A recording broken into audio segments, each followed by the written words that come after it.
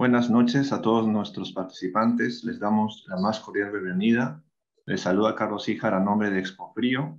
Bienvenidos a nuestro webinar llamado Importancia de la calidad del aire interior. Nuestro expositor invitado es el ingeniero Roberto Danetra, presidente del Consejo Iberoamericano de Calidad de Aire Interior, figura muy destacable en nuestro rubro y por lo cual estamos muy contentos de contar con su presencia. Por otro lado, les recordamos a los participantes que por favor prendan su cámara para una mejor interacción con el ponente. Asimismo, podrán realizar sus preguntas durante la presentación y al final habrá una ronda de preguntas extra por si no les quedó completamente claro. Y también cabe resaltar que tomaremos una fotografía virtual al final de la sesión. Bueno, Roberto, te damos la más cordial bienvenida nuevamente y te doy el pase para la presentación. Bueno, muchas gracias, Carlos. Primero, ¿me escuchan bien? Se le escucha bien. Sí, se escucha bien, Roberto. Sí, correcto. Bueno, primero darle las gracias a ustedes por participar en este webinar. Y quiero darle las gracias también a toda la Junta Directiva de Expofrío, en especial a José Caparo, por la invitación que me han hecho. Estoy muy contento. Bueno, como decía Carlos, la dinámica que vamos en cualquier momento, pues pueden interrumpir, no hay ningún inconveniente, pueden hacer preguntas. Si considero que la pregunta se va a responder más adelante, pues les hago la claridad y cuando llegue la temática, pues con muchísimo gusto ya haré las aclaraciones del caso. De todas maneras, tenemos aproximadamente una hora de charla, preguntas, una ronda de preguntas al final, así que creo que vamos a tener un espacio bien interesante en torno a la calidad del interior. Voy a compartir pantalla.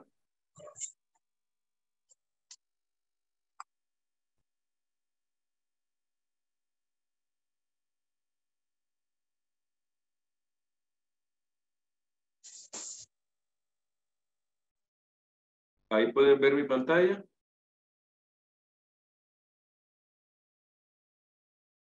Sí.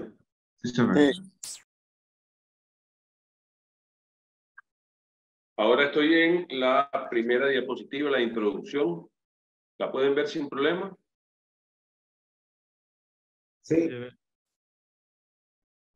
Bueno, de las cosas que yo siempre comento es que cuando hablamos del tema de calidad interior, normalmente la referencia que se hace es que son temas bastante cortos, no creen que son tan extensos o que llegan a profundizar tanto, pero la realidad es que nosotros en esta charla que es de 1 hora 50 minutos se van a dar cuenta que vamos a temas generales, pero quise abarcar diferentes aristas en torno a lo que es la calidad del aire interior. Cuando hablamos de calidad del interior, yo para generalizar lo divido en dos. Uno que es la parte de calidad del interior de edificios terciarios. Cuando hablamos de edificios terciarios, nos referimos simplemente a escuelas, universidades, edificios de oficinas, centros comerciales, etcétera, salas de cine. Esos son edificios terciarios, no tocan la parte residencial. Y la otra parte sería la climatización de ambientes hospitalarios. Entonces, básicamente esos son los dos temas generales que yo normalmente considero en torno a la calidad del interior. Hoy vamos a hacer un enfoque un poco mayor en torno a la calidad de aire interior en edificios terciarios. Vamos a ver, entre otros temas normativos y referencias que a continuación les iré mostrando. Bueno, mi nombre es Roberto Danetra.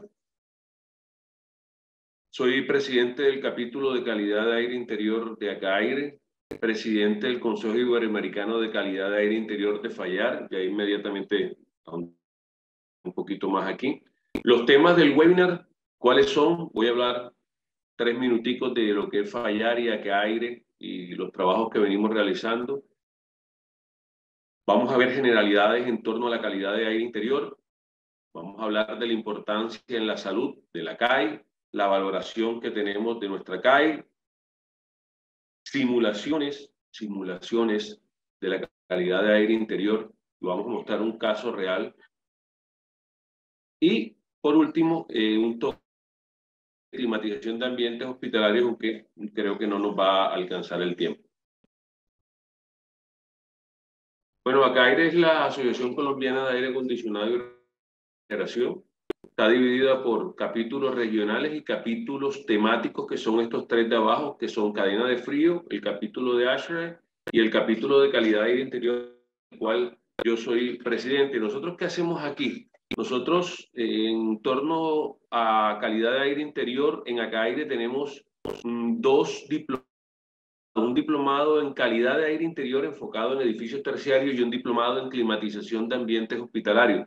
Ya tenemos, hemos realizado 2 diplomados en calidad de aire interior con muy buena participación, más de 30 personas, 9 países. Y en climatización de ambientes hospitalarios tenemos uno y ya abrimos la convocatoria para el segundo.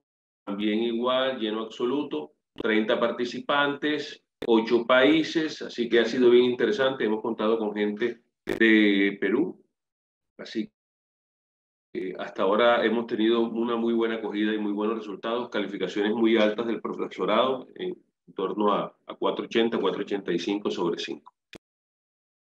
A ver, la FAYAR es la Federación de Asociaciones Iberoamericanas de Aire Acondicionado y Refrigeración. ¿Qué quiere decir esto? Que es la que aglutina a todos los representantes de cada país en torno al aire acondicionado o a la climatización. Por ejemplo, en Colombia está CAIRE, quien nos representa ante FAYAR. En España está TESIR, Abrava en Brasil. Bueno, cada uno de los países que están acá, pues tienen representación en la FAYAR, que es lo que conforma la federación como tal. Así que tiene una relevancia bastante alta en el contexto. ¿Y qué es el Consejo Iberoamericano de Calidad de Aire Interior? Consejo, tengo la fortuna de ser el presidente desde hace más de un año. Nosotros tenemos una junta directiva, que es la que ustedes están viendo acá en la diapositiva, pero además de eso pertenecen al Consejo diferentes países que, aunque no están en junta, trabajan, aportan y desarrollan en torno a toda la temática que venimos desarrollando en el Consejo. ¿Cómo funciona esto? Es un representante, los países que tienen capítulos de calidad del interior, pues directamente es el representante, y si no, la asociación designa una persona pues, que tenga tanto el conocimiento y la experticia para que lo represente ante el Consejo. ¿Cuáles son los objetivos? Y aquí viene algo bien interesante. ¿Cuáles son los objetivos del Consejo Iberoamericano de Calidad del Interior? Pues nosotros, ya van a ver, hemos realizado normativas que conllevan a que se hagan después reglamentaciones, reales decretos, ley.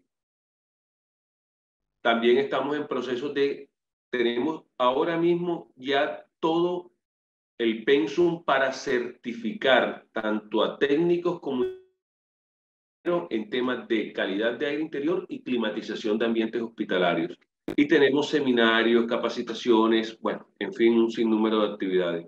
Dentro de actividades está el Foro Iberoamericano de Calidad de Aire Interior. El primero que ustedes ven aquí fue en Bogotá, 280, fue en marco del ExpoACAIRE, 280 personas asistieron en absoluto también. Y el tercero lo tuvimos que realizar de manera virtual, pues el tema de la pandemia.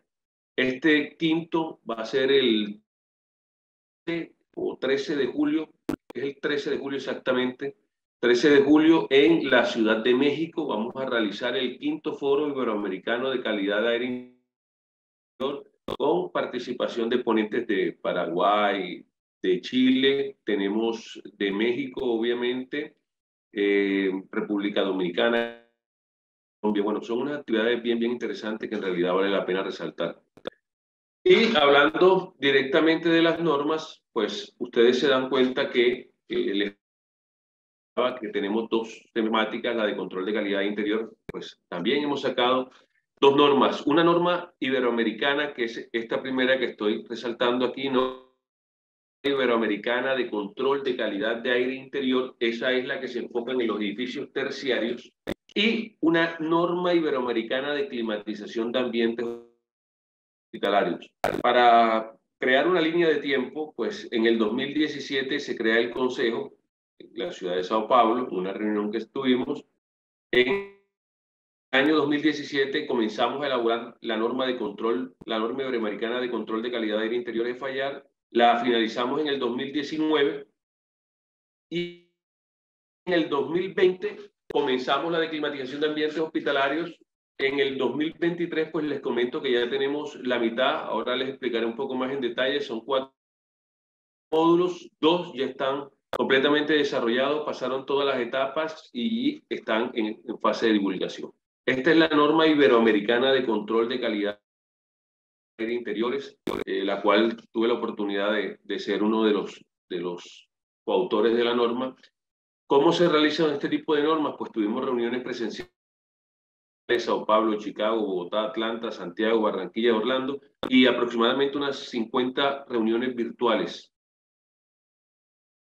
A ver, esto es en el primer Congreso Internacional de Calidad de Aire Interior que se realizó en Madrid en noviembre del año 2018. Ahí presentamos la norma oficialmente en dicho congreso, la cual tuvo la participación, pues obviamente sobre todo de países europeos, más de 450 asistentes al congreso, 2 días de evento también muy exitoso, debido a el impacto que tuvo la normativa con respecto a la presentación que se hizo en el Congreso Internacional de Madrid. Pues RIVA es lo mismo que fallar, pero a nivel de Europa. RIVA nos pidió que en la revista de ellos, RIVA es la federación que une a todas las asociaciones de climatización de Europa, es el que más tienes asociado en el mundo. RIVA nos pidió que realizáramos para su revista un artículo escribiendo todo este proceso de normalización al respecto de la norma fallar de CAI, de calidad de aire interior. Aquí tienen el link para quien desee visitarlo. Y les comentaba que tenemos la norma iberoamericana de climatización de ambientes hospitalarios, la cual tenemos 4 módulos. El módulo 1 de diseño, un módulo 2 de instalación puesta en marcha, un módulo 3 de cualificación y un módulo 4 de operación y mantenimiento. Hasta ahora, el módulo 1 y el módulo 3, o sea, diseño y cualificación. Cualificación es lo que la gente equivocadamente llama validación. El concepto técnico, el término técnico es cualificación. Estos dos, la parte de diseño y de cualificación, ya pasaron todas las etapas del desarrollo de la norma y ya fue presentado como vamos a ver. A ver, algo que quiero aclarar, porque es muy importante el tema de que una norma tenga todos estos módulos, porque es que en un proyecto de climatización no solamente diseñar, sino realizar una buena instalación y puesta en marcha, cualificar, que es lo que la gente equivocadamente llama validar, cualificar la instalación y después una buena operación y mantenimiento. Cualquiera, esto funciona como una cadena y cada uno de estos es un eslabón. Cualquiera de estos pasos, de estos módulos o de estas etapas que no se cumpla, pues obviamente no se va a cumplir el objetivo final de un sistema de climatización de ambientes hospitalarios. Y el objetivo de un sistema de climatización de ambientes hospitalarios es la minimización del riesgo de infecciones nosocomiales o intrahospitalarias por vía aerotransportada o por vía aérea. Ahora, yo siempre resalto la importancia de la cualificación. ¿Por qué? Porque nosotros podemos diseñar muy bien, ¿cierto?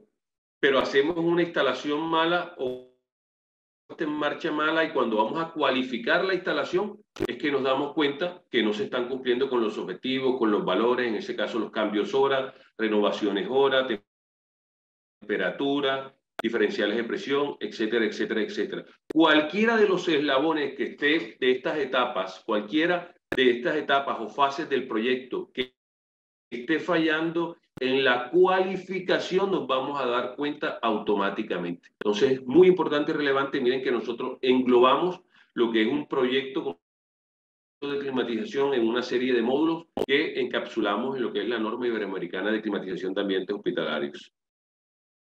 Aquí tenemos cuando salieron a consulta Disculpe, pública. Roberto, disculpe, buenas noches. Sí, Sí, buenas noches. no sé si podría explicar brevemente a qué se refiere con cualificación. Bueno, Gracias. sí, bueno, cuando hablamos de cualificación nos referimos a esas mediciones que se realizan en los equipos, sea cuál es el caudal, ¿cierto? ¿Caudal de qué? De aporte de aire exterior, en ese caso ventilación, y estaríamos hablando de renovaciones hora. El caudal de aire total que está ingresando al recinto que se quiere cualificar, en ese caso puede ser cualquier área crítica, por ejemplo, un quirófano, ahí estaríamos cualificando, y para cualificar necesitaríamos saber cuáles son los cambios horas a todo el aire total que está ingresando a nuestro recinto, en este caso un quirófano. Y cuando hablamos de validar, por eso digo yo que ahí viene la confusión, cuando hablamos de validar, ya nos referimos, primero que todo, cualificar se refiere es a los equipos, estamos cualificando los equipos. Y cuando hablamos de validar es al proceso. Ya validar tiene más relación con un commissioning, es desde la parte de diseño, todo este acompañamiento, la instalación, pues ya viene el global del asunto. Entonces, normalmente se confunde un poco el tema, pero técnicamente la palabra cualificación nos cuesta un poco porque durante mucho tiempo, como digo yo, la gente lo único que ha escuchado es validar, ¿cierto? Pero eso validar hace referencias a todas las fases, a todo el proceso. Ya cualificar son esas mediciones en sitio para ver si se están cumpliendo los objetivos en torno a las condiciones de diseño, por ejemplo. Ok. Bueno, aquí podemos ver en la norma, esta es la de diseño, les coloqué lo que es el índice, con las características que tiene, en realidad dentro de muy poco, creo que van a salir durante un tiempo, van a salir gratuitas, así que va a ser bien interesante, pues les estaré avisando. La parte de instalación y puesta en marcha y operación y mantenimiento, bueno, actualmente ya va a comenzar su etapa de desarrollo. ¿Cómo es el proceso de una elaboración de estas normas de fallar? Pues reuniones presenciales, como vieron, reuniones virtuales, todo el desarrollo normativo. En esta parte, estos primeros dos módulos, el de diseño y cualificación, pues soy coautor con Paulino Pastor de España. Realizamos esos dos primeros módulos. Después vino una revisión del Consejo de Calidad de Aire Interior, también una revisión de los expertos. Sale a consulta pública, que es esta imagen que ustedes ven aquí. Esta es la página de fallar. Sale a consulta pública, después se hace una revisión de todas esas consultas, de la consulta con todas las recomendaciones, y se hacen algunos cambios, si son pertinentes, de acuerdo a la incidencia que pueda tener definitiva en la normativa. En el CIAR del 2022, en Lisboa, o sea, en el Congreso Iberoamericano de Aire Acondicionado y Refrigeración, ya se presentó, también tuve la oportunidad de presentar formalmente la nueva norma con los dos primeros módulos. También se dio muy buena acogida por parte del personal, incluso pudimos ingresar nuevos ingenieros al grupo de trabajo que vieron que ha tenido un impacto pues relevante, y sobre todo a nivel de la región, porque nosotros, es cierto que en Iberoamérica, tanto España como Portugal tienen reglamentaciones, reales decretos, obligatoriedad, por llamarlo de alguna manera. Recuerden que las normas son recomendaciones que pueden llegar a ser reglamentaciones, pero lo que buscamos nosotros es que todos los países de Latinoamérica, sobre todo, les sirvan estas normativas, no solamente para implementar en los proyectos, sino para llevarlos a temas reglamentarios. En Colombia tenemos un buen ejemplo que les podré contar más adelante. Y esto es un trabajo que hicimos en Acaire, pero me gusta porque fue con el gobierno suizo. Yo tuve la oportunidad de dirigir esta guía, está en internet, gratuita, guía de referencia de calidad de aire interior y prevención del riesgo de transmisión del SARS-CoV-2, del COVID, el Ministerio de Energía de acá de Colombia, UNME, Naciones Unidas, el gobierno suizo, Un trabajo bien interesante que lo encuentran de manera gratuita y que lo hicimos a partir del capítulo de calidad del interior de acá. Aquí están todos los créditos. Bueno, entremos en materia. ¿Cuál es la diferencia entre calidad de ambiente interior y calidad de aire interior?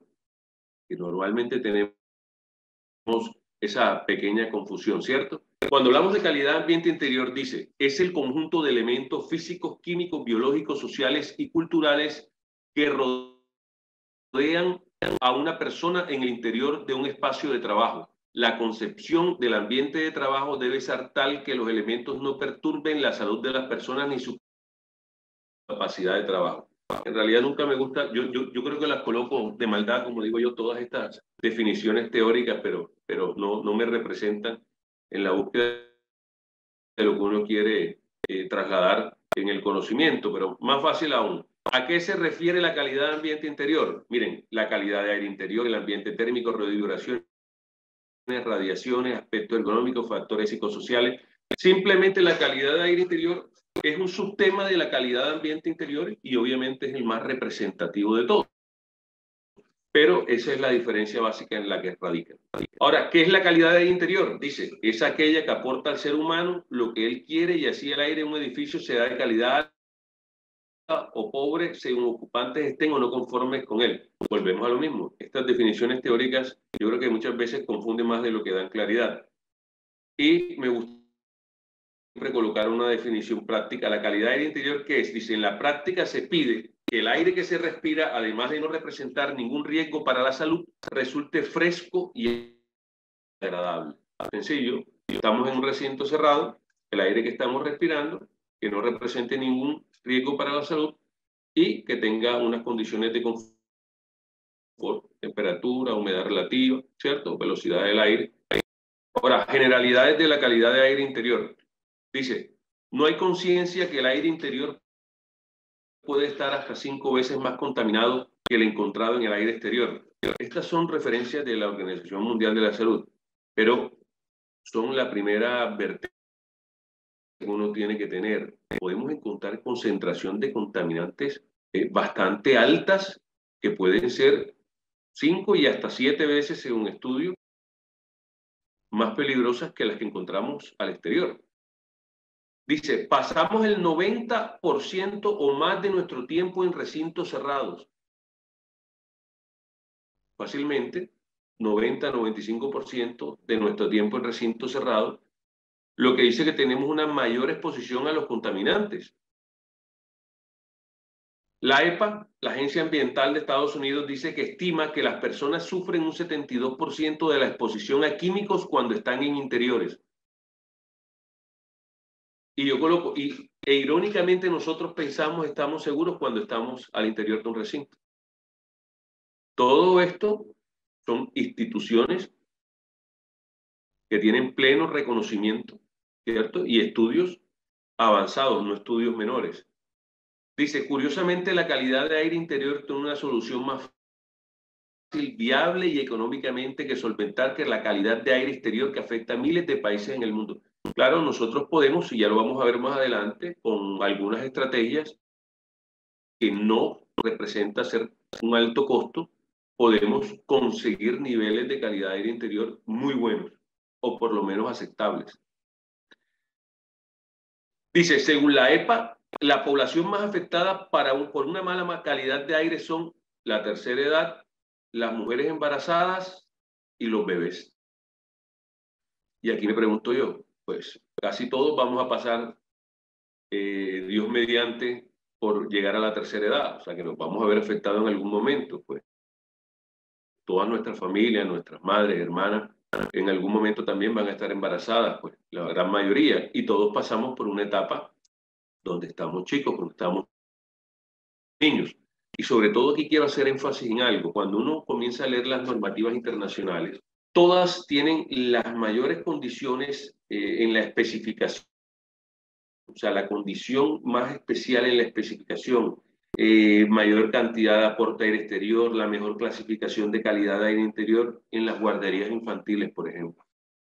¿Y por qué es esto? Y es muy sencillo, y hay muchos estudios que lo avalan, es Porque en esa etapa están los niños en pleno desarrollo pulmonar y es fundamental para un desarrollo pulmonar pleno y para evitar futuros problemas a nivel de salud en el aspecto pulmonar, que estos respiren una calidad de aire interior mínimamente aceptable. Y el último punto dice que la calidad del aire interior versus la eficiencia energética.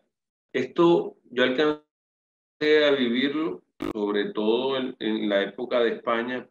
Resulta que ustedes saben el tema, lo importante que es el aporte de aire exterior, y ya lo veremos, y las asociaciones de calidad de interior con la eficiencia energética. Ese aporte de aire interior, en muchos de los casos, no estoy hablando de free cooling ni nada de esto, pero en muchos de los casos ese aporte de aire exterior, pues obviamente va a incrementar el tema del consumo de energía. Entonces las asociaciones estaban como un poquito separadas. Hoy en día no, hoy en día uno va a los congresos y están las asociaciones de eficiencia energética, las de calidad de interior, pero todo esto se debe a que ASHRAE, pues, la asociación de más prestigio a nivel mundial, ASHRAE, emitió lo que ellos llaman un position paper o position document, donde dan claridad de algo. Ellos dicen, miren, ok, ya vemos que hay este conflicto, esto se los estoy diciendo en palabras castizas, como digo yo sé que hay aquí un conflicto, pero les quiero comentar algo. Nosotros estamos de la mano con todos los temas de parámetros de eficiencia energética, estamos comprometidos con esa visión. Pero nuestro principal objetivo, nuestro principal compromiso está con la salud de las personas. Ese es el resumen, palabras bastante sencillas, básicas y comunes de la posición de ASHRAE. En ese momento se abrió un poco el tema y hoy en día las asociaciones trabajan de la mano. Bueno, la historia de la calidad de aire interior, vamos a resumirlo. Al principio no habían tantos posibles contaminantes. ¿Dónde comienza todo? La crisis energética de los años 70, la famosa crisis energética que llevó casi a un colapso económico a nivel mundial. ¿Qué pasaba aquí? Comenzaron la fabricación o las adecuaciones de esos edificios bien estancos. Imagínense esos inviernos crueles, bien estancos por el tema del consumo y el tema energético crítico que había. También comenzó el auge de los elementos sintéticos. En ese punto comenzaron todo el tema de los mobiliarios, las maderas prensadas, las pinturas, las alfombras nuevas con toda su novedad. Había un desconocimiento en ese momento de los efectos que le causaba eso, o sea, los famosos compuestos orgánicos volátiles. Y se produce lo que llaman el cóctel mortal. Son edificios estancos, por el tema de la crisis, pobre o nula, normalmente nula ventilación, y una mayor concentración de contaminantes por todas estas nuevas tecnologías y elementos sintéticos que se crearon. ¿Qué quedaron? Edificios como trampas mortales para la salud y el confort.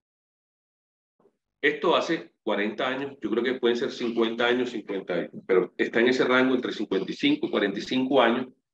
Comenzaron a darse cuenta que había un crecimiento, pero exponencial, en las enfermedades respiratorias. Y ahí comienzan los estudios referentes al tema, porque no era normal que hubiese un cambio tan brusco, elevado, exponencial en torno a las enfermedades respiratorias. Ahí ya comenzaron entonces estudios referentes a los temas y también comenzaron estudios para limitar cuál era la máxima concentración que podían haber esos contaminantes o podían tener esos contaminantes en recintos cerrados. Es una muy breve historia de la calidad de aire interior. Ahora, a mí me gusta esta diapositiva porque la gente no entiende que la mala calidad de aire interior, una pobre calidad de aire interior, lleva a la muerte o a condiciones críticas, un desmejoramiento de la condición de salud, calidad de vida muy baja, etcétera, etcétera, pero la muerte está dentro del tema. Entonces, la Organización Mundial de la Salud es muy clara con respecto al tema, cuáles son las causas de muerte de contaminación de aire en interior. Dice que hay un 34%, por tener esa mala calidad de interior, un 34% de accidente cerebrovascular, un 26% cardiopatía isquémica, un 22% de POC, enfermedad pulmonar obstructiva crónica, tenemos un 12% de infección respiratoria aguda baja y tenemos un 6% de cáncer de pulmón. Todo esta es la torta de muertes por contaminación o por una baja calidad de aire interior. A veces estamos dormidos con el tema y hay algo que es claro, que la calidad de aire interior está dentro de las 5 causas o razones más importantes de salud pública a nivel mundial. Entonces, yo creo que eso es una buena referencia para tomar en consideración. Ahora, yo les quiero preguntar algo. Cuando vamos a un supermercado, siempre la gente se encarga de revisar esa etiqueta, ¿cierto? Tienen los diferentes alimentos. Miran que cuántas proteínas, que cuántas grasas tienen, que qué tipo de grasa, que cuánto azúcar, etcétera, etcétera. Todos los datos nutricionales los revisamos. Y eso está muy bien. Eso hace parte del cuidado integral que tenemos que tener de nosotros y hace parte de la salud, que es lo más importante que tenemos en nuestra vida. No hay nada más importante que la salud. Entonces llegamos al supermercado y revisamos todas esas etiquetas de lo que nos vamos, con lo que nos vamos a alimentar. ¿Por qué? Porque depende de eso, vamos a tener alguna afectación o algunos beneficios también en nuestro cuerpo. Todo muy bien está ahí. Pero no tomamos en consideración cuánto aire respiramos al día. Respiramos 15 veces por minuto aproximadamente y dependiendo de la actividad, obviamente. 7.5 litros de oxígeno y 11.000 litros al día. Les hago una pregunta. ¿Dónde está la etiqueta de esa calidad de aire interior? Sobre todo viendo la torta de las muertes ocasionadas por calidad de aire interior, por baja calidad de aire interior. ¿Dónde está la etiqueta de ese aire que nosotros respiramos? ¿O es menos importante? También no ingresa a nuestro cuerpo y pueden llevar a tener afectaciones como las que ya vimos. Para eso, la única forma o la etiqueta que nosotros podemos es esta norma iberoamericana que está aquí, la que les comenté ahorita, la norma iberoamericana de control de calidad de aire en interiores en edificios terciarios, por ejemplo. Esta es la etiqueta de nosotros, porque después de un estudio, una evaluación de esa calidad de aire interior donde trabajamos, por ejemplo, en nuestro edificio, 8 o 10 horas diarias, permanecemos 8 de trabajo, 2 de almuerzo, como quieran. Nosotros, así como nos preocupamos por nuestra comida, también qué aire estamos respirando. Ahora, ¿por qué nos sirve esta norma? Porque la pregunta, ¿cómo sabemos si tenemos una aceptable calidad de aire interior? Estamos hablando de aceptable, por lo menos que el riesgo no sea alto ni medio, sea muy, muy bajo por consideraciones muy puntuales. Pero ¿cómo sabemos? La norma iberoamericana nos permite a nosotros definir esa etiqueta de la calidad de aire interior que estás consumiendo, que estás respirando ese aire. Ahora, ¿qué nos va a dar la norma? Nos va a decir qué parámetros vamos a medir. Nos va a decir dónde y cómo medir esos parámetros. La valoración de esos parámetros y después la norma te define si es aceptable o no. O sea, al final te va a decir la norma, te va a dar tu etiqueta. Mira, tú estás en riesgo o tienes una calidad de aire interior aceptable, así que o puedes mejorar. Entonces, nuestra etiqueta es ese estudio y esa evaluación de calidad de aire interior. Voy a explicarlo bastante sencillo. El flujograma del plan de control de la calidad. Esta es la norma. ¿Qué es lo que hace la norma? O sea, esta es la estructura de la norma en un flujograma. Primero, hay una identificación, un inventario de los aspectos de la calle en el edificio. O sea, cuando se va a hacer un estudio de calidad de aire interior, se visita el edificio, se recopila toda la información referente, planos, hojas de vida de los mantenimientos preventivos, toda la información de una inspección visual. Bueno, eso es y se identifican los posibles riesgos. Luego se toma la decisión. ¿Esos riesgos son significativos o no?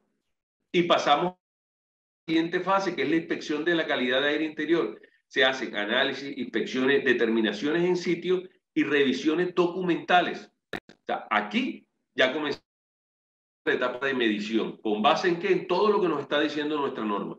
Luego nos da un resultado que hacemos la valoración, lo que nos da, lo contrastamos con lo que dice la norma y sabemos si es aceptable o no la calidad de aire interior. Si es aceptable, pues simplemente anualmente o cada 6 meses hay que volver a hacer el estudio, son dinámicos y pueden cambiar, y si no, se hacen unas recomendaciones correctoras, unas acciones correctoras que no son más sino unas recomendaciones, y nuevamente se comienza el proceso de medición para ver después la valoración y volvemos al mismo tiempo.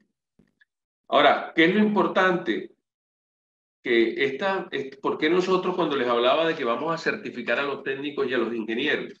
Los técnicos son los que se van a encargar de realizar las mediciones que ustedes ven aquí de estas inspecciones en calle, o sea, va con el instrumento, hace la medición, y los ingenieros nos encargamos de planear la estrategia de medición, y además somos los que firmamos el certificado de aceptación de calidad de aire interior o no, pero también en caso de no aceptar, pues estas acciones correctoras o estas recomendaciones, pues tenemos obligatoriamente que pasarlas con base en un informe, y ya veremos más adelante en detalle cómo son esos informes.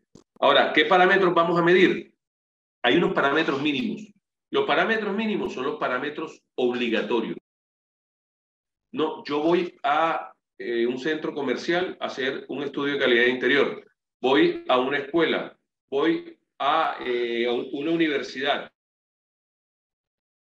Estos parámetros son obligatorios, o sea, lo que es temperatura y humedad relativa, dióxido de carbono, monóxido de carbono, partículas en suspensión por geometría, conteo de partículas, bacterias en suspensión, hongos en suspensión. Cualquier estudio de calidad interior, esos son los mínimos que tienes que realizar. Y van a haber unos parámetros complementarios que son a criterio del ingeniero, que son formaldehído, ozono, compuestos orgánicos volátiles, olores, óxido de nitrógeno, dióxido de azufre, radón.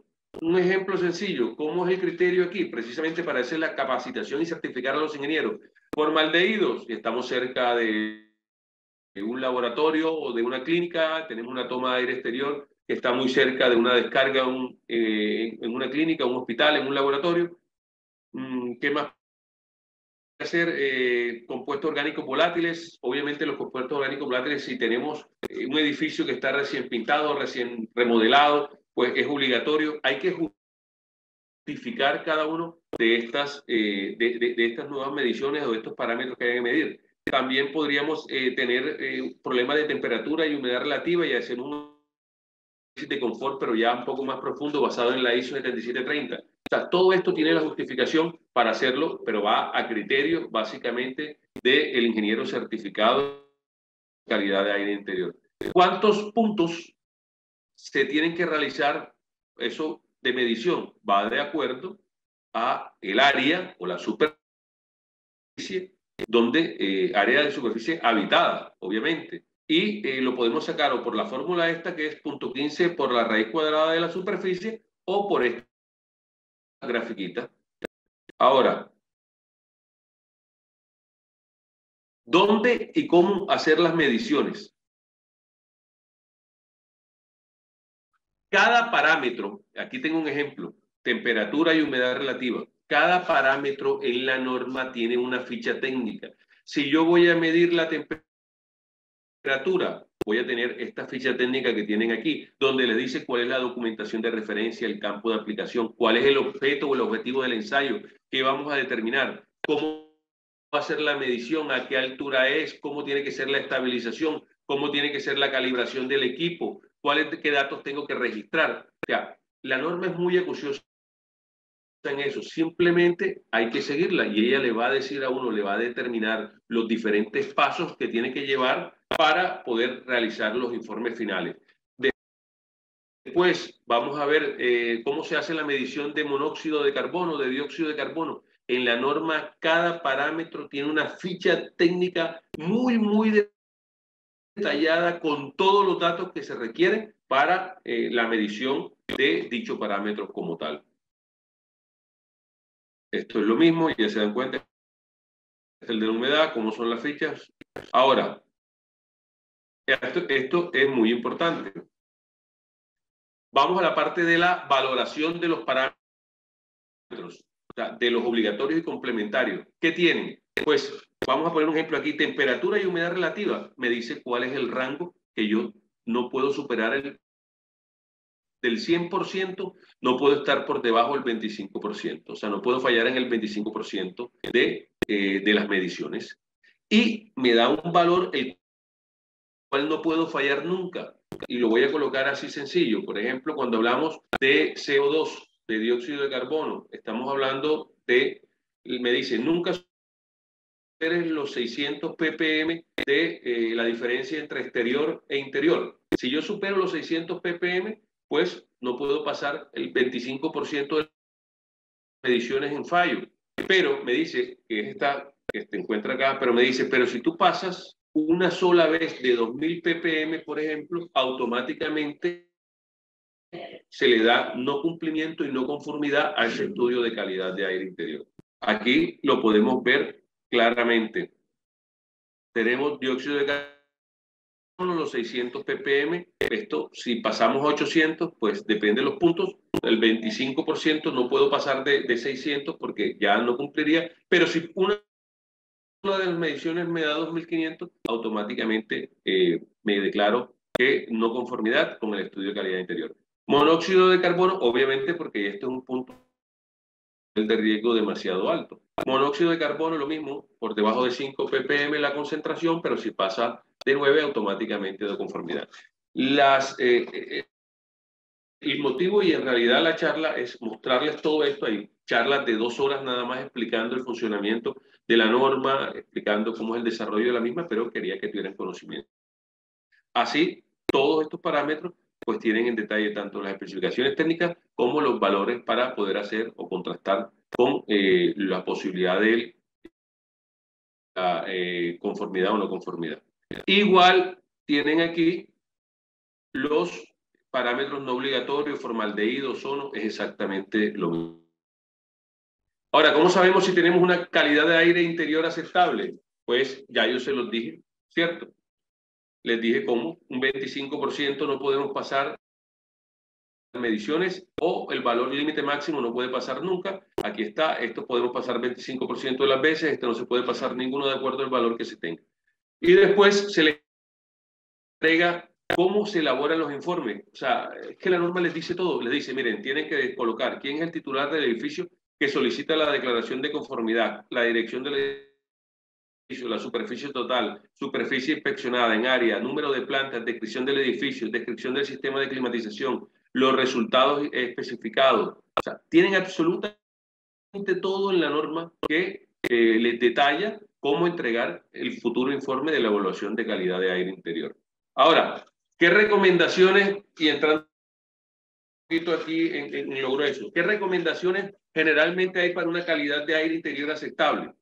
Miren que cuando hablo de generalidades, mira que estas generalidades son las mismas recomendaciones que ahora que llegaron la pandemia con el tema del SARS-CoV-2. Es tener una ventilación adecuada, o sea, un aporte de aire exterior. Lo que nos va a brindar ese aporte de aire exterior es una alta dilución del contaminante que se encuentra ahí, sea un virus como el SARS-CoV-2, sea el monóxido de carbono, sea el dióxido de carbono, que es importante. ¿Por qué siempre decimos que la medición de CO2 o de dióxido de carbono es una buena referencia para saber si tenemos una calidad de aire interior? Porque la cantidad, la concentración que tenemos de CO2 al interior va de la mano con la ventilación que le estamos aportando a nuestro recinto. Entonces, una muy buena referencia. Si estamos en los valores recomendados de CO2 por de esos valores recomendados de CO2, pues es muy probable que tengamos una calidad de aire interior aceptable. Ahora, les aclaro algo. Esta es una pregunta que me hacen mucho a mí. Es cierto, cuanto mayor cantidad de aire exterior ingresemos al recinto, vamos a tener mayor dilución. Eso es cierto. Pero les voy a poner un ejemplo.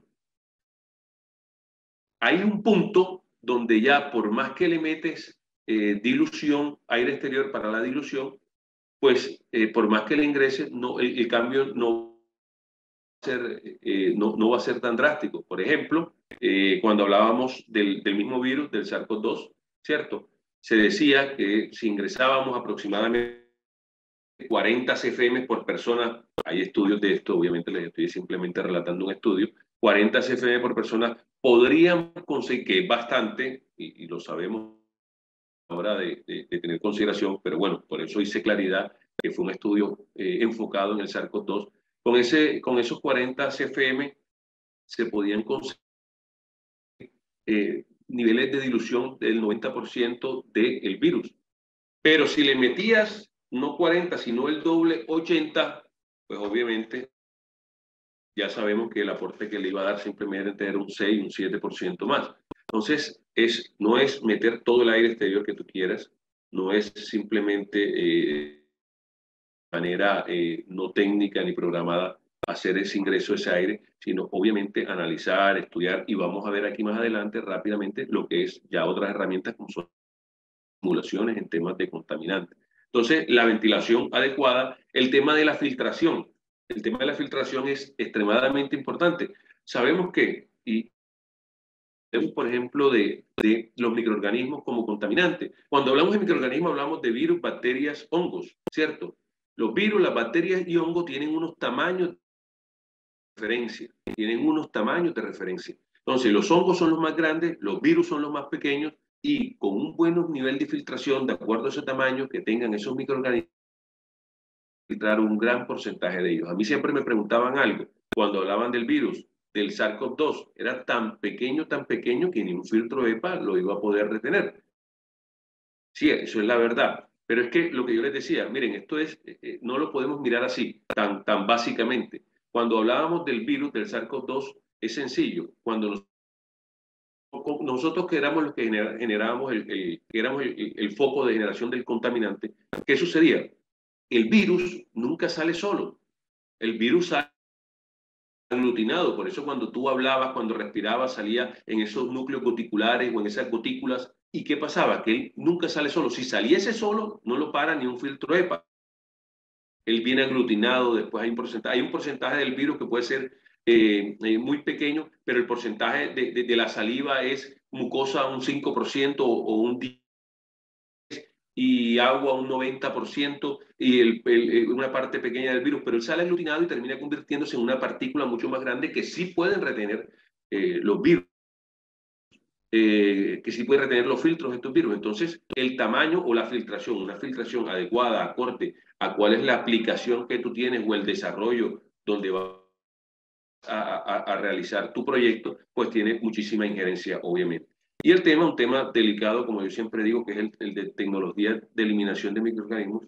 Hay tecnologías pasivas como UV. A mí, yo les confieso que no me gusta hablar de esto porque siempre hago esta claridad. Siempre cuando doy charlas o voy a congresos o algo, sucede que tenemos personas que trabajan en algún tema de esto, y el otro me ha pasado que trabaja uno en la competencia con tecnologías diferentes y vengo a lo mismo.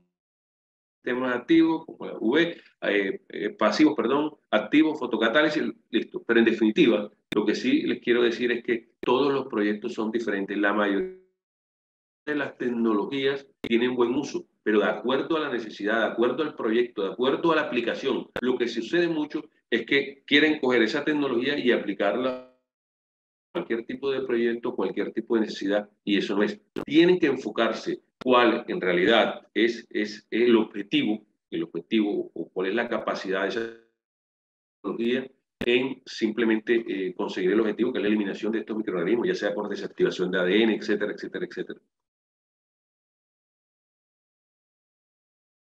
Y cuando hablamos el tema de la ecuación de balances de masa, yo recuerdo que al principio, cuando quería hacer algunos cálculos, a ver cómo era la concentración del contaminante, entonces ustedes se dan cuenta que está la ecuación de balance de masa. Aquí está G, es muy importante porque es la generación de dicho contaminante. Tenemos que asumir o ser la generación de este contaminante, que puede ser, si es dióxido de carbono, es lo que nosotros respiramos, exhalamos, perdón, si es el SARS-CoV-2, también cuánto genera una persona contaminada. Bueno, en realidad muchas cosas. Cuánto aire entra, cuánto aire sale, cuánto aire de infiltración, cuánto aire de filtración. Balance de masa.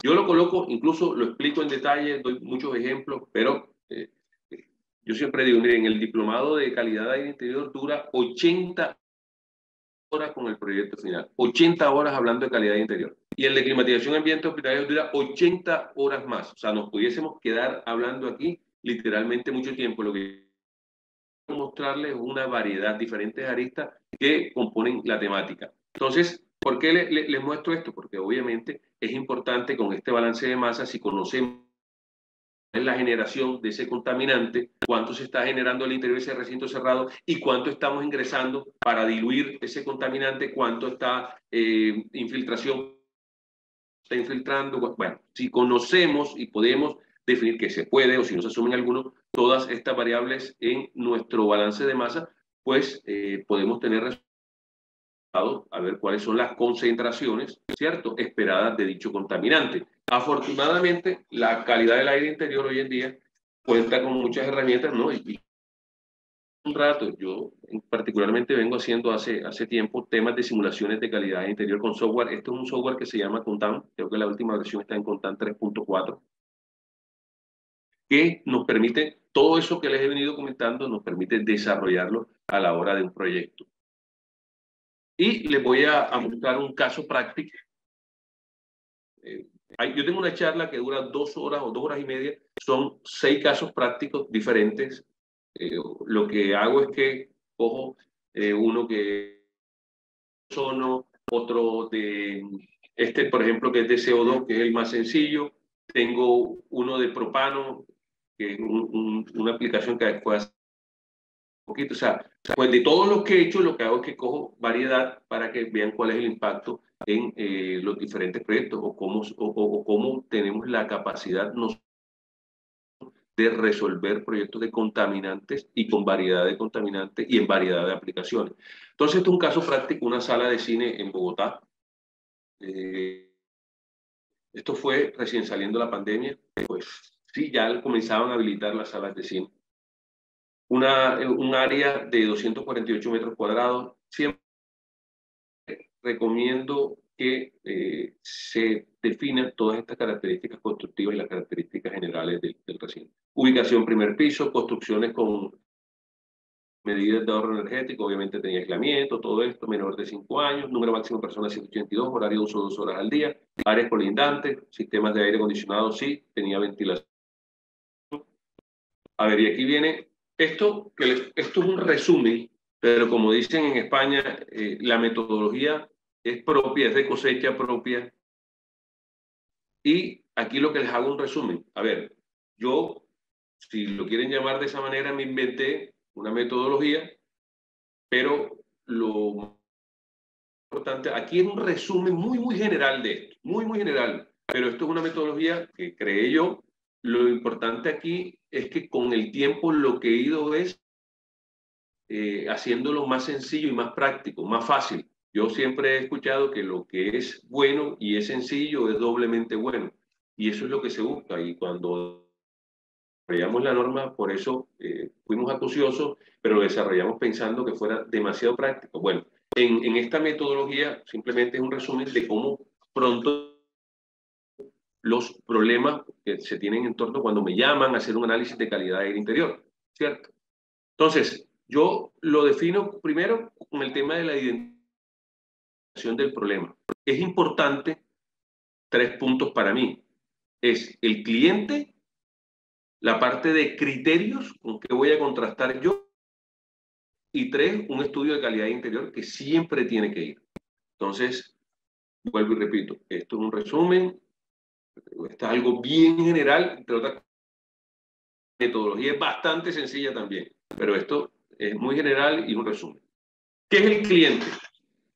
Yo llegué, precisamente es el dueño de todos los cines. Ellos tienen cines en todas las ciudades de Colombia, en las principales, y en las principales ciudades tienen cantidad, no sé, pueden tener 60, 70 cines.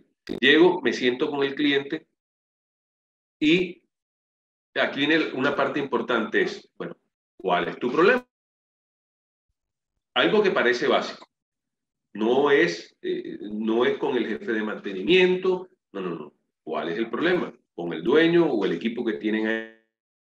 Sí, está el jefe de mantenimiento también, pero también, ¿quién es el requerimiento? La persona que hace el requerimiento directamente es el dueño. Bueno, ¿cuál es el problema que usted tiene? Me dice, mira, yo sé que, de acuerdo, porque obviamente toda esa información durante pandemia y los cines cerrados, lo golpeó muchísimo esto. Ellos estaban buscando brindarle seguridad al cliente cuando otra vez estaba ingresando. Yo sé que cuanto más aire exterior yo meta, pues voy a disminuir el riesgo de contagio. No me dijo por vía transportada, pero yo sí les estoy diciendo, obviamente el contagio es por vía transportada, porque el contacto directo, el de manos, el de las gotas grandes que llaman, todo esto, bueno, no tiene que ver con el aire acondicionado. Entonces, lo que me quería decir es que el tema de la dilución, que si mete más aire de afuera, yo le decía, sí, ¿qué quieres saber de eso? Yo quiero saber si yo estoy cumpliendo con los mínimos. Yo quiero saber si yo estoy cumpliendo con los mínimos establecidos. ¿Para qué? Para que poder, pues, sacar toda esa información, ¿cierto? Y darle un parte de tranquilidad a mi usuario.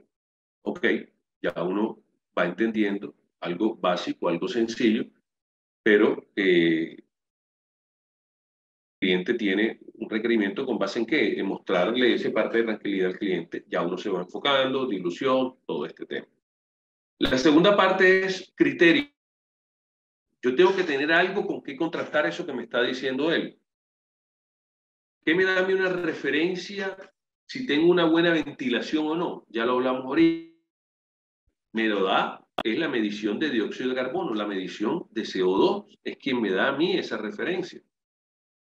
Entonces, ¿qué criterio tengo que tener yo? Yo puedo decir, no, yo como por mi experiencia que tengo, yo creo que la concentración máxima tiene que ser, no, pero a ver, lo importante es que estos criterios estén amparados, estén respaldados bajo temas normativos, y los temas normativos todos tienen, obviamente, estudios detrás de ellos.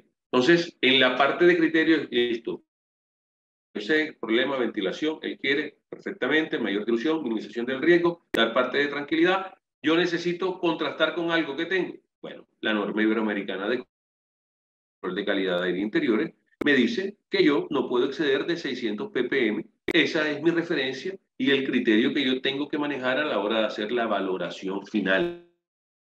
Cuando yo hago el contraste, estoy valorando lo que me da a mí en el resultado en la medición con lo que aparece en la normativa. ¿Ok? Entonces, ese es el segundo punto. Y el tercer punto digo, bueno, pero hagamos algo. Para la condición más crítica, vamos a hacer un estudio de calidad de aire interior necesario.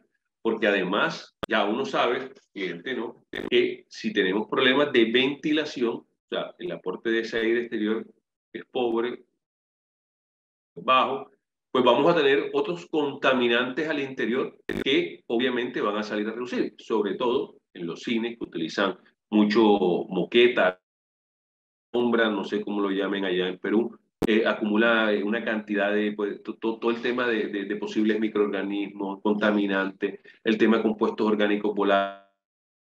Bueno, créanme que es un caldo de cultivo lo que puede llegar a ser una sala de cine. Entonces, ya el tercer punto, yo voy a hacer mi estudio de calidad, pero yo digo, bueno, ¿cuántos puntos son? Ya ustedes saben la fórmula, que es 0.15 por la raíz cuadrada de la superficie. Yo tengo ahí la superficie que me decía que era 200 48 metros cuadrados, número de puntos, 2.36, 3 mediciones tengo que hacer.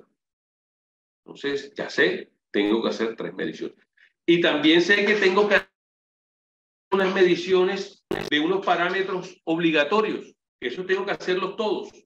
Y tengo que hacer unos parámetros complementarios. Entonces, ya yo dije, moqueta o alfombra, como lo quieran llamar, compuestos orgánicos volátiles, madera, pintura, compuestos orgánicos volátiles. Entonces, ya hay unos complementarios y que tienen que hacerse todos siempre. Entonces, hicimos nuestro estudio de calidad de aire interior y efectivamente la concentración a tope, la concentración que encontramos de CO2, niveles bastante altos, comparado con los requerimientos que se deben tener a nivel normativo. Vuelvo y les digo, esto en las presentaciones normales, cuando las 2 horas y media que se muestran los casos, esto va en detalle, esto simplemente es para que ustedes vean cómo es el proceso. Y entonces entra aquí nuestro amigo que es la simulación de contaminantes que con nuestro software Contan, y yo digo la simulación como herramienta fundamental. ¿Por qué? Porque les hago una pregunta.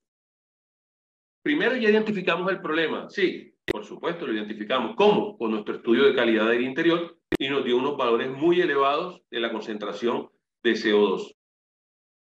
¿Sabemos cuál es la solución? Claro, tenemos que ventilar. Ya sabemos que tenemos que ventilar para poder disminuir esa concentración de CO2. La pregunta es ¿cuánto aporte de aire exterior tenemos que ingresar? ¿Cómo sabemos cuánto aire exterior tenemos que ingresar? Sobre todo porque sabemos que depende de la ciudad, meterle un 10% más, un 20% más, pues fácilmente la capacidad del equipo no te da y el consumo, además para el cielo, consigue las condiciones de confort, o sea, la ciclometría se te va. Entonces, la pregunta es ¿cuánto aporte de aire exterior tengo que meter? Y aquí viene un tema, por esto hace yo unos años, varios, 5 o 6 años, comencé con esto de las simulaciones, porque alguien podría decir, bueno, pero ¿por qué no siguen las recomendaciones de aire exterior de las normativas? Pero cuando ustedes van y revisan las normas, ustedes se encuentran que la norma americana comparada con la española, que la española, la UNE española, tiene como referencia la DIN alemana. Cuando ustedes comparan esas dos, se dan cuenta que una casi duplica a la otra. Recomendaciones CFM por persona.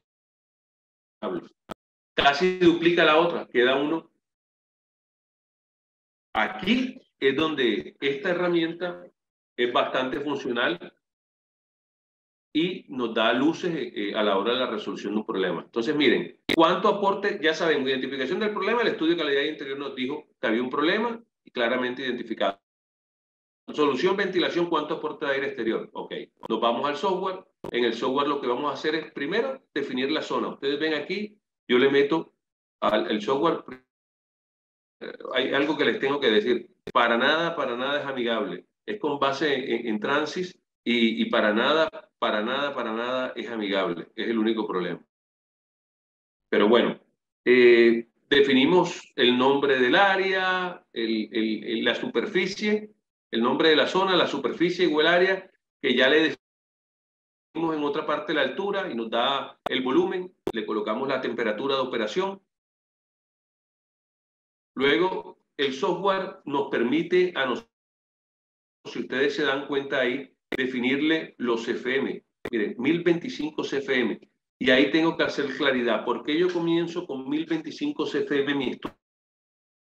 Porque cuando yo cojo el diseño inicialmente que le entregaron al dueño de los cines, sale que el aporte de aire exterior era 1500 CFM exactamente. Pero a mí no me interesa cuánto está en diseño. A mí lo que me interesa en realidad es hacer la medición, obviamente con todos los temas normativos, hacer la medición y ver realmente cuánto aire exterior le está ingresando. Entonces, este es el valor real, esta es la condición inicial. 1025 CFM. El software me permite introducir ese caudal para mi futuro cálculo. Además, eso me permite definir el área de fuga para ver cuánto es la infiltración y obviamente si estuviéramos hablando en temas hospitalarios, con esto puedo saber los diferenciales de presión que tengo, pero para este caso simplemente cuánto va a ser de infiltración, de filtración, todas las condiciones. Entonces, y luego me permite la caracterización del contaminante, cuál es el peso molecular del CO2, cuál es el coeficiente de difusión, etcétera, etcétera. O sea, la caracterización del contaminante. Y si ya sé cuánto caudal tengo que ingresar, sé el área de fuga, tengo la caracterización del contaminante, ¿qué tengo que saber? ¿Cuánto es la generación de ese contaminante? O sea, ¿cuánto se está generando? ¿Quiénes generamos el contaminante que es el CO2? Nosotros. Y ya está estipulado que una persona normalmente genera tanto, depende de las unidades que ustedes lo quieran, como lo ven aquí, depende, perdón, aquí, sí, depende, aquí está, depende de las unidades que ustedes lo quieran, ustedes simplemente buscan cuánto es la generación por persona y lo multiplican por el número de personas y asumen la tasa de generación. Ya, pero es importante caracterizar el contaminante, ver cuánto es la tasa de generación. Obviamente les estoy comentando que esto es como un resumen de todo. Hay pasos que me he volado, pero no terminamos hoy. ¿Qué es importante también? La programación, porque ojo, yo puedo hacer el cálculo, puedo hacer esta simulación en modo estacionario, en un punto del día, pero yo puedo hacerlo en una semana mi simulación. Aquí pedimos hacer la simulación o la decisión, decidimos hacer una semana para ver cuál era el comportamiento de ese contaminante. Entonces, ustedes lo que ven aquí es cómo se programa. Por ejemplo, programa semanal, dos escenarios. Un escenario de lunes a jueves y otro escenario de viernes a domingo. De lunes a jueves, obviamente, esto tiene que ser con el concurso, con la participación de los directores operativos del cine. Ellos llegaron y le dijeron, bueno, de lunes a jueves, ¿qué podemos plantear? Entonces, esto que ustedes ven aquí, ese valor cero es que está pagado el sistema hasta las 9 de la mañana, de lunes a jueves, a las 9 de la mañana hasta las 3 de la tarde. Hay un 35% de personas, datos entregados por ellos, de 3 de la tarde a 6 de la tarde un 45% y de 6 de la tarde a las 12 de la noche un 65%. Eso de lunes a jueves. Pero también podemos definir, como está por acá, de viernes a domingo y obviamente cambian esos porcentajes de uso, ¿cierto? Va a estar más lleno el fin de semana que de lunes a jueves. Esto que ustedes ven aquí es la primera simulación, el resultado, con 1025 CFM. Y aquí lo que les quiero mostrar es, esto sería lunes, esto aquí martes, miércoles, jueves. Obviamente tenemos de lunes a jueves menor cantidad de personas en el cine, tenemos menor concentración de CO2. Esto que está aquí en la Y es la concentración de CO2 y esto que está aquí es un día, 2 días, 3 días, es en X es la referencia diaria. Entonces tenemos un día, lunes, martes, miércoles, jueves, viernes, obviamente el fin de semana, mayor concentración o generación de contaminantes por el número de personas y esa concentración del CO2 se nos aumenta. ¿Qué es importante aquí? Además, miren cómo es el comportamiento, como de 0 de la mañana hay una concentración, después hay una concentración mayor. ¿Cómo cambia en un día la concentración también? O sea, tenemos puntos bajos cuando está apagado y cuando enciende. Obviamente, como hay menos participación o menos número de personas, tenemos menor concentración y el pico llega a la hora que colocaron el mayor porcentaje de uso. Entonces, eso es así. 1025 fue la condición inicial. En la simulación, si ustedes ven, a mí, ¿qué es lo primero? La norma me dice, porque queremos cumplir con la normativa. Él estaba preocupado por cumplir a nivel normativo. La norma, que es lo que tenemos aquí en este cuadrito rojo, me dice, la norma iberoamericana de control de calidad de aire en interiores, me dice, si ustedes quieren cumplir la diferencia del valor medido del CO2 del interior con el exterior tiene que ser menor de 600 ppm. La diferencia.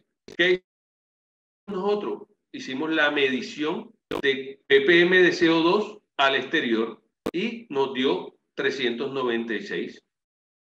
¿Listo? Entonces, lo que va a cambiar ahora es esa medición al interior de nuestra sala de cine. Para esa condición de 1025 CFM, la simulación nos daba 1520 CO2, el punto máximo, aquí lo tenemos, 1520 ppm de CO2. De pronto cumplía de lunes a jueves, pero él quería cumplir para todas las condiciones. La condición más crítica es esta. Entonces, con 1050 nos daba 1124. La diferencia interior-exterior de ppm de CO2 no cumple, no tiene que dar menor de 600, perdón. Ingresamos 1450, que era la condición de diseño que había inicialmente, ¿cierto? Y nos damos cuenta que el valor, metemos más aire exterior, pasamos de 1025 a 1450, pero nos damos cuenta que el valor queda en 1200 la concentración máxima. 1200 ppm, menos 396, que es el exterior, 804 tiene que ser menor de 600. 1800 metemos después y llegamos a 654 ppm. Y al final probamos con 2000 y nos da 584 ppm concentración de CO2. Y ahí sí estamos cumpliendo a nivel normativo. Ahora, ¿qué recomendación se le hizo a él? Como es una ciudad con unas condiciones benévolas y nosotros, por ejemplo, en Bogotá o en Colombia en general, las condiciones de temperatura son por altitud, no por latitud. Aquí no tenemos estaciones, la temperatura es muy pareja durante todo el año y Bogotá es una ciudad que tiene temperaturas desde 4 grados centígrados hasta 24, pues ese aporte de aire exterior podría ser un poquito más generoso.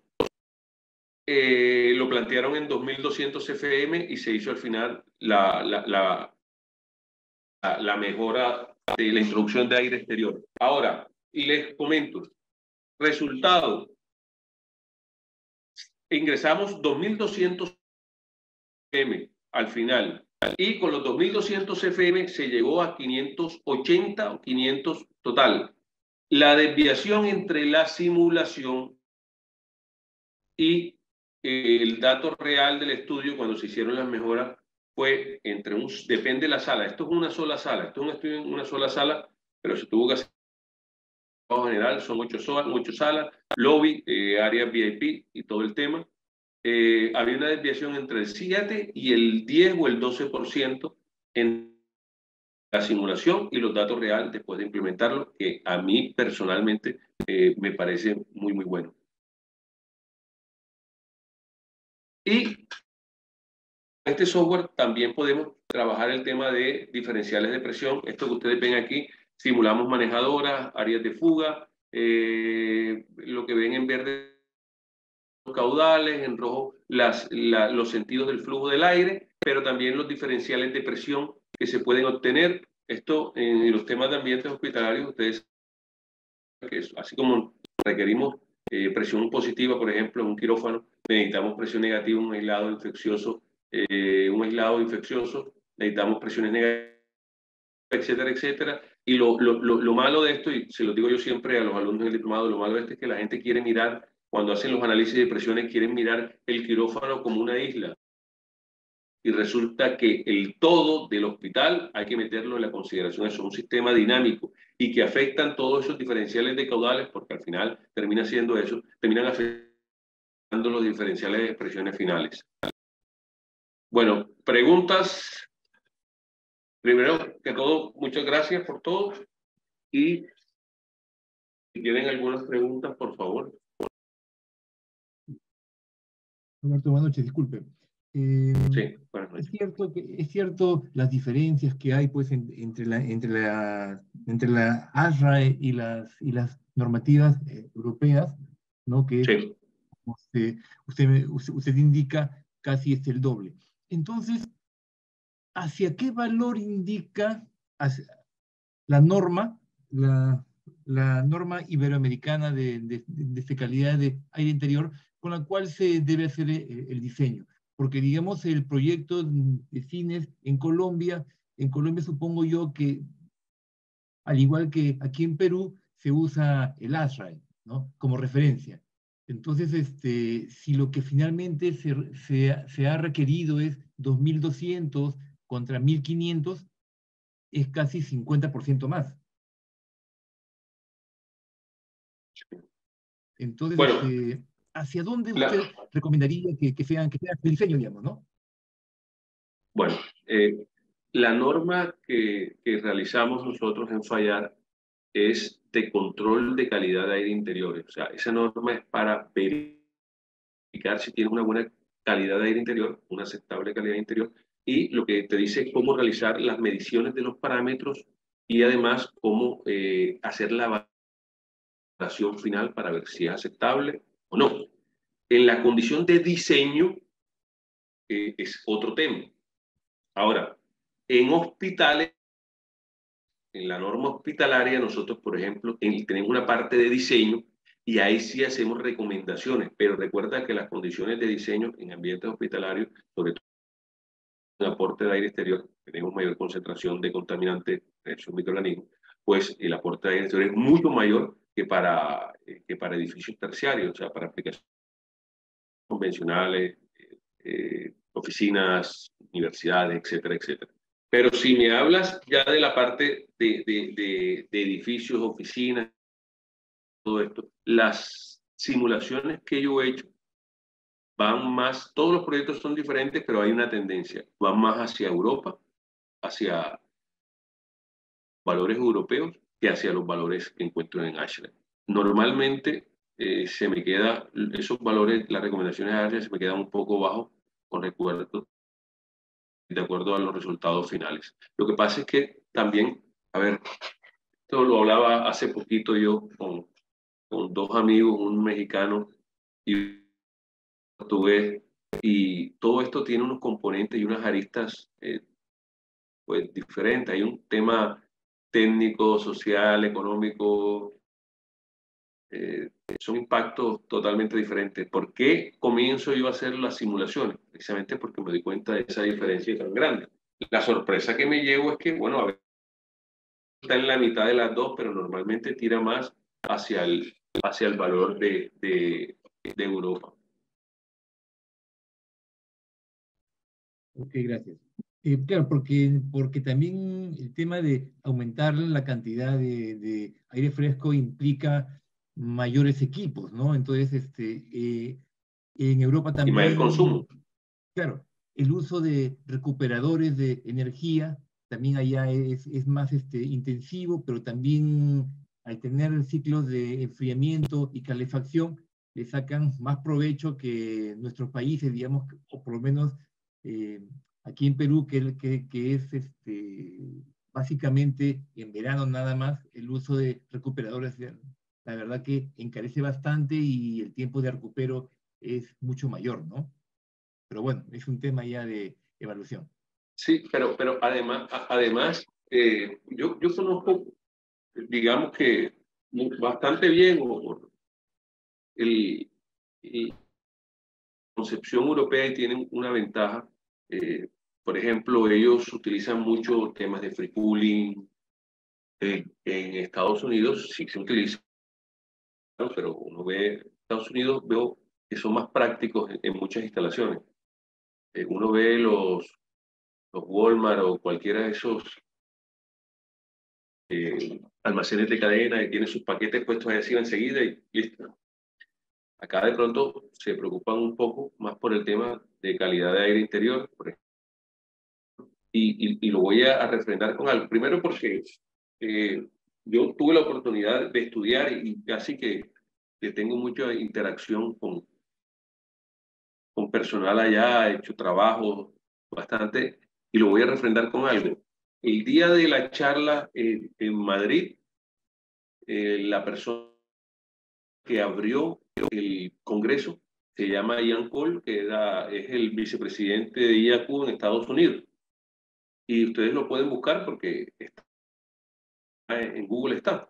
Él dice que en Estados Unidos se da por descontado que después que se hace la instalación, ya el aire interior está bien. O sea, no como se hace en Europa, por ejemplo en España, que tú una vez al año tienes que hacer un estudio, tienes que pasar ese estudio de calidad de aire interior en edificios terciarios, tienes que hacerlo, tiene que darle conformidad para que te den el aval en la edificación hasta que, y aplicar las acciones correctoras del tema. Entonces, pienso que muchas aristas donde en Europa tienen un poco más de cultura con respecto a eso, y el mismo Ian Cole lo decía, o sea, aquí somos reactivos, o sea, ya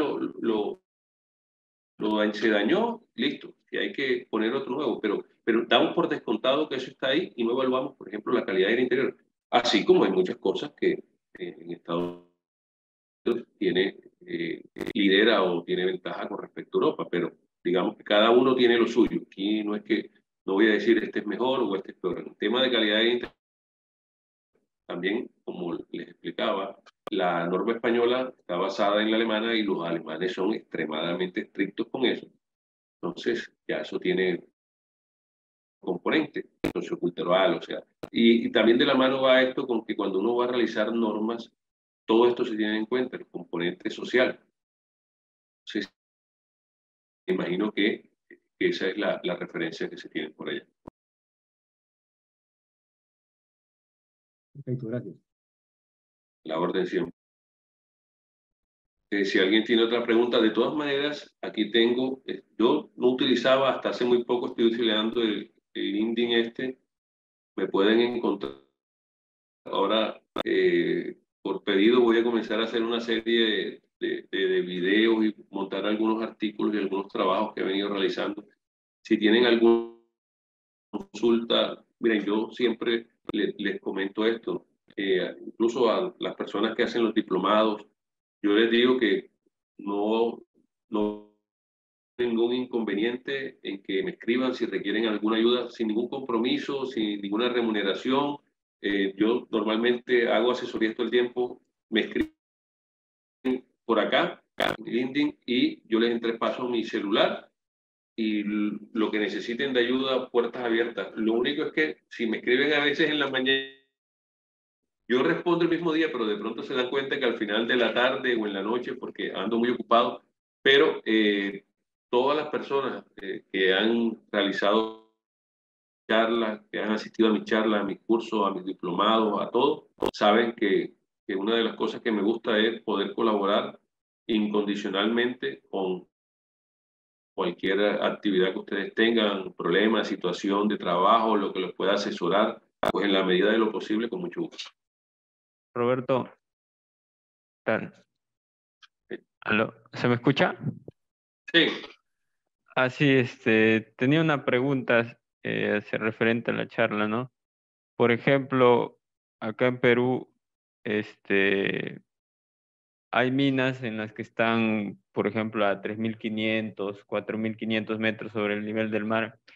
Entonces, yo quería saber si la concentración de CO2 a esas alturas varía drásticamente, se mantiene similar a nivel del mar, o sea, acá en Lima, porque pregunto esto porque normalmente, por ejemplo, si de acuerdo al ASHRAE se le mete 15 CFM por persona para renovación de aire, ahí en altura se le tiene que aplicar un AF, que es un altitude factor, más o menos unos Corrector. 3.500, claro, Corrector. unos 3.500, un punto 67, 65, entonces saldría 25 CFM por persona, de acuerdo a las nuevas normativas por esto del COVID. Entonces, siguiendo esa tendencia, porque arriba hay menos, la densidad es menor, ¿la concentración también variaría o no? Sí, lo que tienes que ver es, a ver, algo que siempre les digo, tienen que mirar el proyecto como un todo, o sea, cómo es el sistema de ventilación que tienes, cómo es el tipo de la concentración, el contaminante, ok, sería el CO2. Obviamente que vas a tener unas consideraciones en torno a la altitud, la temperatura. Te diste cuenta que en el software hay que definir la temperatura también, ¿cierto? Sí, Entonces, correcto. sí vas a tener injerencia, pero no depende de un solo factor. O sea, el grado de injerencia, ya sabes que sí. Ahora, el grado de injerencia que vas a tener depende de la composición general del proyecto. Si tú tienes algún proyecto de eso y quieres que lo miremos y le hagamos la simulación, pues lo analizamos sin ningún problema. Pero lo Ese importante es que software tengas toda la que, caracterización. claro, claro, sí, ya me quedó más claro. Ese software que usted utiliza también integra el CFD, creo, ¿no? Porque ahí vi una pestaña algo relacionado al CFD. Sí, sí, sí, sí. Hace la modelación, sí, en CFD. Lo que ¿Nos va a se pasar su contacto? es, No. obviamente, de acuerdo. Sí, claro. Es más, si quieren. Carlos, ¿estás por ahí, Carlos? Sí, Roberto. Carlos, ¿me haces el favor y colocas el celular, si eres tan amable, el número del celular mío para que me contacten? Claro, cómo no. Lo voy a escribir por el chat.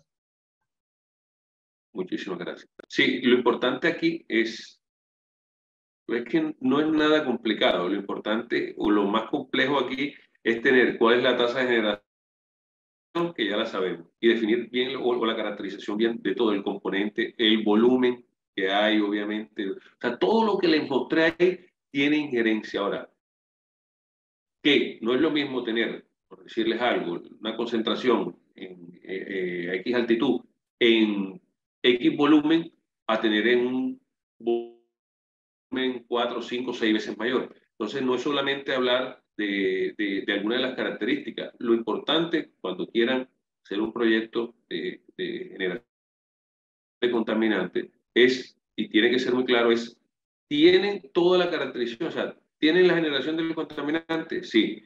¿Tienen el volumen? Sí. ¿Tienen las condiciones, las características, la caracterización, espacio? Sí. ¿Hay ventilación? Sí. Ahora, lo que me estabas diciendo tú, CFD, es importante, sobre todo, si tú vas a colocar, dónde vas a colocar la ventilación y dónde vas a colocar la extracción. Porque si lo colocas mal, a la hora de hacer la simulación, te vas a dar cuenta que vas a tener bolsas de organismos o bolsas de contaminantes. Quiere decir que cuando estás haciendo el barrido y analizando el sistema, el sentido del flujo del aire, cuando estás haciendo el barrido, no alcanzas a evacuar todo. Entonces, tampoco te sirve que tú elimines el 90% de los contaminantes, pero ese 10% te quede en una zona y esa zona, por ejemplo, sea donde se encuentre la mayor concentración de personas, no sé, depende del proyecto. Por eso te digo que hay que analizar en contexto todas las variables que incluye. Y el CFD y el análisis la modelación te permite eso, te permite a través de la modelación, te permite identificar esas bolsas de contaminantes o cómo es la disipación o la dilución de ellos. Esa es la ventaja. Pero sí, claro, eso, o sea, todas las características que te dije ahí, o las sabes o las asumes, pero tienes que definirlas, ¿vale? Claro, claro, claro. Sí, gracias, Roberto. Bueno, a orden siempre. Roberto, aquí Alexander Portales nos pregunta, la otra vez vi un sensor que mide temperatura, humedad, CO2 y partículas en suspensión. ¿Este tipo de sensor sería adecuado para el estudio de calidad de aire? Mira que cuando hablamos de calidad de aire, si te das cuenta, te lo voy a mostrar aquí. Primero que todo, tienes que tener un equipo que esté calibrado y que lo puedas calibrar cada cierto tiempo porque te lo exige la norma a la hora de realizar el proyecto. Pero si te das cuenta, cuando tú haces el análisis, tú tienes que saber qué te está pidiendo. Mira, parámetros a medir. Está pidiendo partículas en suspensión por gravimetría. Okay. Conteo de partículas. Te tiene que medir de 0.5 micras. Cuando hagas el análisis de un contador de partículas, uno, que esté calibrado y que lo puedas volver a calibrar. Mucha gente compra el típico sensor que después se perdió y tienes que adjuntar el certificado de calibración en el informe, que es importante. Y dos, hay contadores de partículas que no te hacen el conteo de 5, sino de partículas de 2.5, por ejemplo, 5 y 10, no te sirve. ¿Listo? Entonces, cuando lo que vayas a seleccionar, ahora, que te una referencia, sí, temperatura, humedad y conteo de partículas. Ok, como referencia, pero para aplicarlo a nivel de estudio de calidad, para validándolo como una norma, no te va a servir.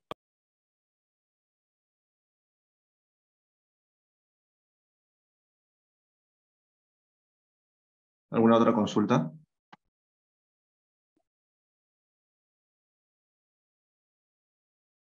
Parece que no. Bueno, estimado Roberto, muchas gracias por esta más que interesante ponencia, un tema tan complejo, ¿no? Y a la vez relevante. Gracias por apoyarnos con tus conocimientos y brindarnos un resumen muy importante, ¿no? Gracias por compartir tu contacto igualmente. A recordarle a nuestros participantes que Expofrío también está organizando la Feria y Congreso Perú 2023. Mayor información en nuestras redes sociales. Nos pueden encontrar como revista Expofrío Perú Latam en Facebook, LinkedIn, Instagram y YouTube. Aquí último vamos a subir el video de esta presentación. ¿Algunas últimas recomendaciones, Roberto? No, darle las gracias, Carlos, gracias a ti y a todo Expofrío por la invitación y gracias a los participantes. Les reitero que cualquier duda o cualquier tema que yo les pueda colaborar, pues con el mayor de los gustos. Muchísimas gracias por haber estado aquí. No, gracias a ti, muchas gracias. Y gracias a nuestros participantes. Hasta otra oportunidad. Buenas noches.